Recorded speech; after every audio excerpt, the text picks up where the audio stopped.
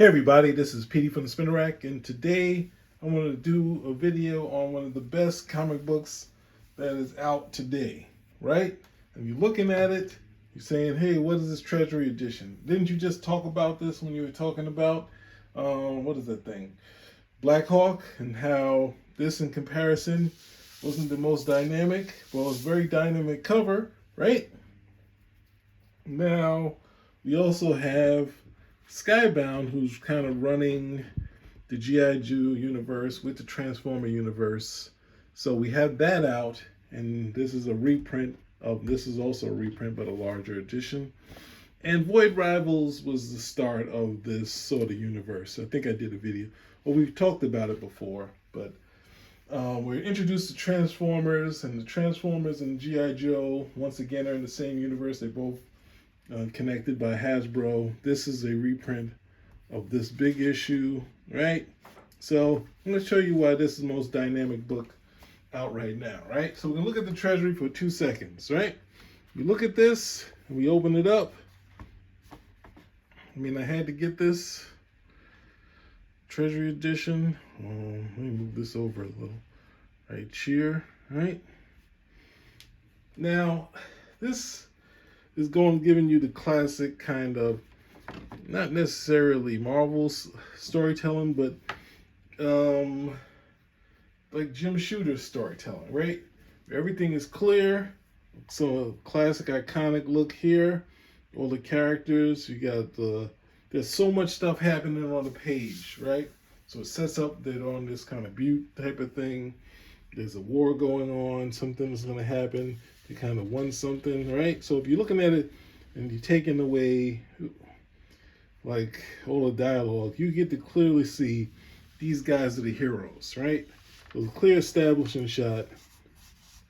It doesn't get you, if you look at the How to Draw Comics the Marvel Way, this isn't kind of that type of storytelling, right? Because it's very straightforward in the action, even though you have the military type, the G-men, right, type of here, which kind of look like that. And that might not be the most dynamic shot, but it's clear that these guys are flying into the air against a train. So it's very, very much about clarity. If you see like a Jim Shooter book like Secret Wars, there's a lot of wide shots to establish, which you don't always get the greatest figure art when you sort of see that. You see, what this is, but this was a hugely successful book, right? Right, and so much so they made a treasury of it. They had also a commercial connecting because they had the cartoon out there. So there was a lot of stuff going for G.I. Joe, right? And G.I. Joe kind of took on the what Shield might have been. They were talking about doing a Shield kind of reboot.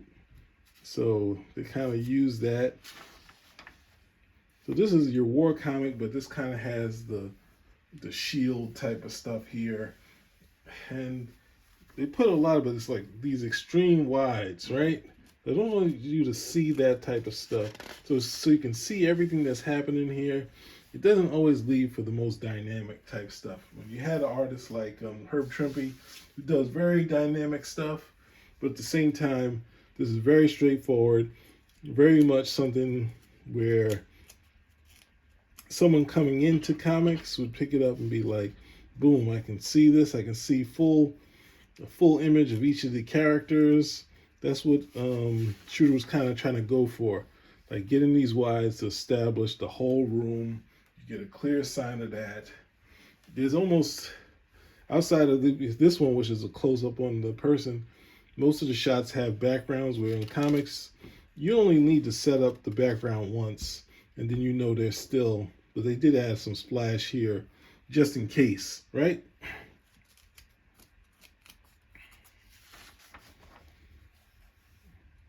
And when you got a militia, it's always good to go wide, right? But in your regular comic stuff, you kind of want to keep the drama going with your close-ups. But, I just want to give you an idea why it was like, this is okay, but there's so many other books that were kind of like big, but then next thing you know, this kind of gives you some Steranko type storytelling here. This gives you that drama, which is a pretty good page, right? And even staying wide at the same time too. So he's working in, trying to do stuff where you get the establishing shots, you get the clear, like Shooter really like to always have clear view of some of the characters, so you don't see them, they're not tied or there's something that was real wacky, but it works. This was a big seller, this book, and issue 2 sold even more because people underbought. The comic stores underbought issue 2, making it a sellout. Like here, the whole tank battle here, extremely wide shots. So it's not, when you're going for comics, it's not the most dynamic thing, but for the period, it was a huge book. So me setting you up with that. Do I want to keep going? Yeah, I guess I can keep going. Right? What else? Let's see. So I wanted this book for a long time, but then it was kind of like, wasn't as dynamic, and it didn't feel like they were letting, even having Bob McLeod as inker, kind of really covering up Herb Trimpe. Even though Herb Trimpe could really do great army stuff, I think he did it in Strange Tales. You get these clear sense of the base, right? But even shots like this, Shooter might have wanted to be able to see the entire helicopter, so make sure you can't see it. Now this is key. This is money right here. Like this scene, as far as as a fan, it's like, I would love these shots where you get to see the whole base. So even though, it's not like you have the actual toy here, you get to the idea of what the pit looks like, right? And actually, this is the thing, having Larry Hama doing writing gets you into some real deal Afghanistan's type of stuff, and stuff that you wouldn't see in your regular TV a lot, right?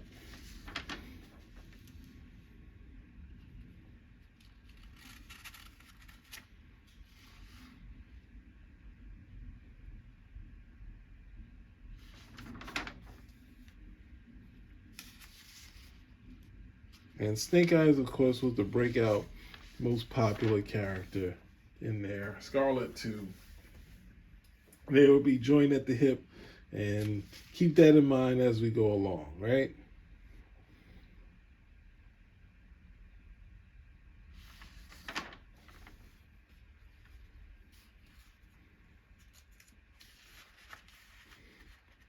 So as far as as dynamic as, say,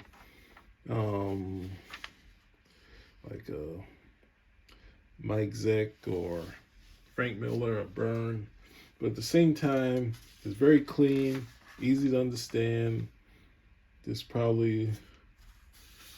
one, I think they let Herb Trimpe ink himself here, so we get to see what his thing was like. I think issue 8, he wrote, or at least he plotted the story. He was able to plot the story by himself, right? So that tells you how much a hit it was, but at the same time, for some reason, they moved him off of it, which I felt he should have been on the book, and they should have just let him loose. So yeah, this one's really dynamic. This is the other thing you could see Herb Trimpe do, which is some of his power. I shouldn't have skipped over it too quickly, right? Because this one reminded me of a Kirby shot of this character called Bullseye, right? We got this Scarlet shot, which is the most basic of his stuff. But then we get here, this is the power that you can see in a Herb Trimpe shot, right? Got everything going. The character hiding, planes above, fire going along there. You got you got his case of soda, right? His radio, even having the music playing. So much stuff going here, going the opposite way. This is just him showing the guy peeling potatoes, right? So we got Flash here. There's Breaker, right? So it's like giving that army feel, right? You get the guns, even though this is more fancy gun, but that's what you expect from kind of Marvel. And this one here, where we see we see Stalker shuttling around is something that you'd see in Shield, right? That's another great shot, and Al Milgrom shot, and then the toys, which Herb Trimpe had no issue translating, right? And he did the same with the tank here, this Mombat, right? So he had a good job. So he also was good doing these sort of tech stuff, right? So Skybound redid this, and you can see it's the same issue as the Treasury I just showed you, right? Possibly printed a little better than the issue that I just showed you, right? But nonetheless, it's here. And I said to you, it's the most dynamic comic today. I wish I had Cobra Commander, but I went to the comics store near me, and I got to see the new series. I think there's two, but I got to see the continuing series that Larry Hama was doing, and it is gorgeous. This is just a what's that thing? A variant cover, but there's a Larry Hama, Chris Mooneyham, and I don't know the colorist, Francesco Zagala. I don't know the artist either. But here we open up. I don't know what's going on in this story, but there's these weird characters from Dr. Mindbender on Cobra Island, and got Cobra Casino. Now look at the difference of what I showed you. And this is not to say, but it's like Herb Trimpe was very locked down in what he had to do.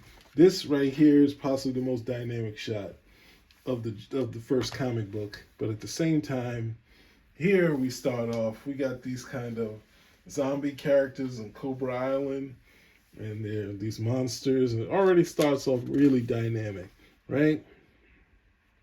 And we got a new Serpentor here, and he's with the Dr. Mindbender monsters, right? And he's trying to talk them into something like this. He's like, what, they're not gonna go with it? He knows they eat themselves, so he shoots them, and the next thing you know, he's got what he wanted, right?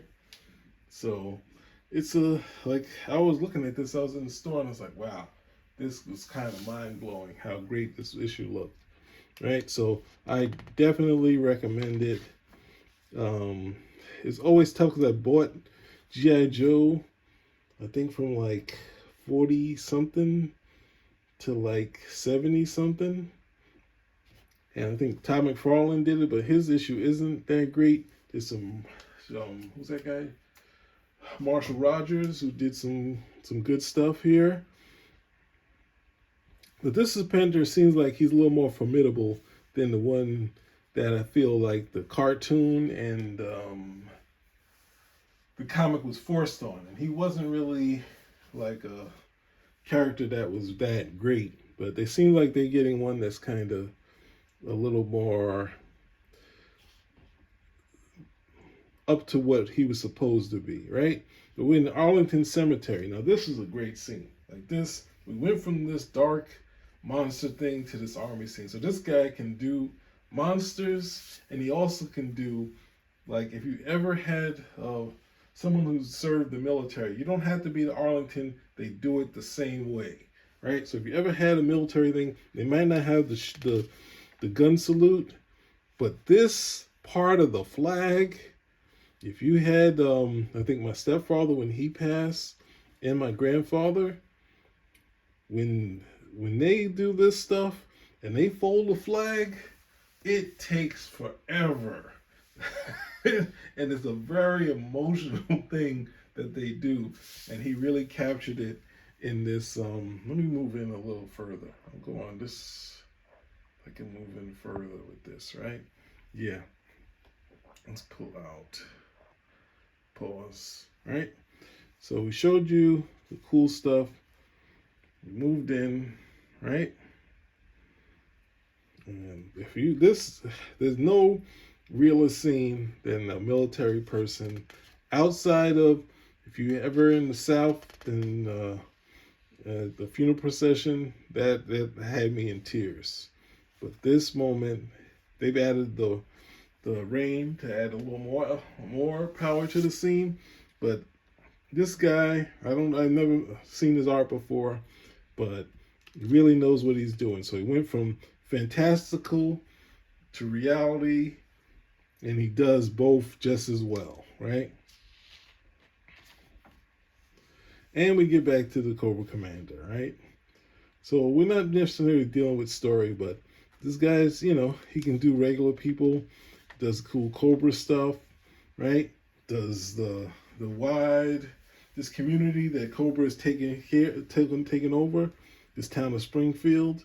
Like, look at all the stuff this guy does, and then the tech stuff is amazing. It's like nothing he can't really do.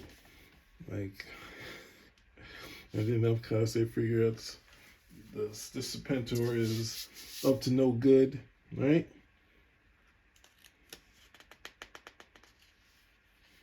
Then he does the army type stuff. Then we get a little history, a little flashbacks here, and Joe's figuring out the Serpentor on Cobra Island. It's going to be a big amount of trouble. And then we go to this cabin thing. So we've been all around the world in this series. Like this issue, right?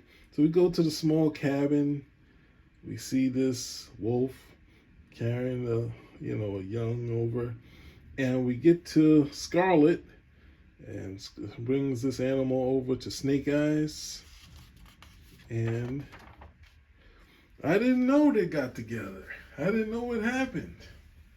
So I was like, go Snake Eyes. So I think the last, I know Rob Liefeld did his Snake Eyes series and had some buzz. So it's good seeing Snake Eyes having some relaxation. Now we get some sketches from the artists, right?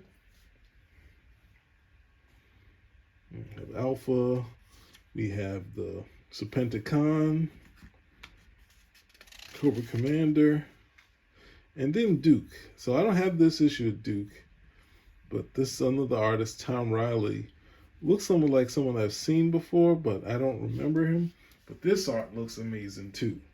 So, like, yeah, Joshua Williamson, who's known, but this shot of Duke here, and I thought I had a Cobra Commander here, but I can't find it. But I will.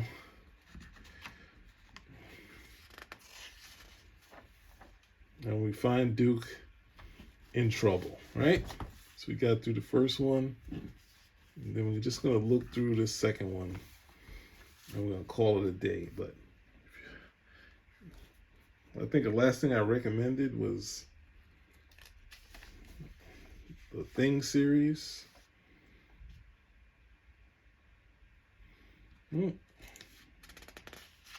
But yeah, great cover. Right. This is by Andy. The regular covers is by Andy Kubert, right? So this is a great cover, and let's get to the action, right? So we have him in the Cobra Commander in his other mask, right? Could I be wrong? But yeah, this issue is giving you more of a Andy Kubert vibes than the other one before, but that's a good thing also, right? But yeah, this guy can do everything. Like these cool shots with the rain, with the reflection, like that. Look at that stuff. Like an artist having this amount of textures in his stuff.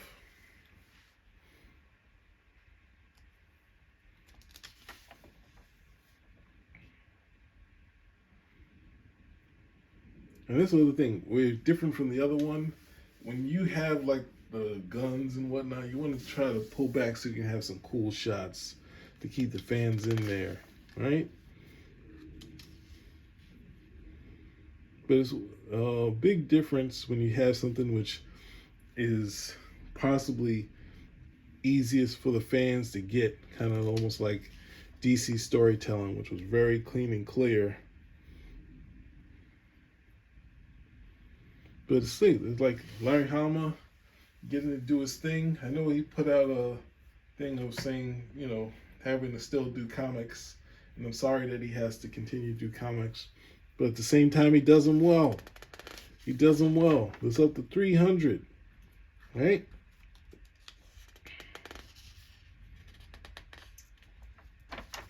You got Dr. Mindbender, who's a little more diseased. Serpentor Khan. Look at this stuff, man. So yeah, it's a full-on recommend from me. Check out the G.I. Joe. I think it's after 300. You got Zartan, right? I think. So yeah, the same people that brought you The Walking Dead and Invincible is now bringing you G.I. Joe, right? And I'm checking it out, so you should check it out. Spinner Rack out.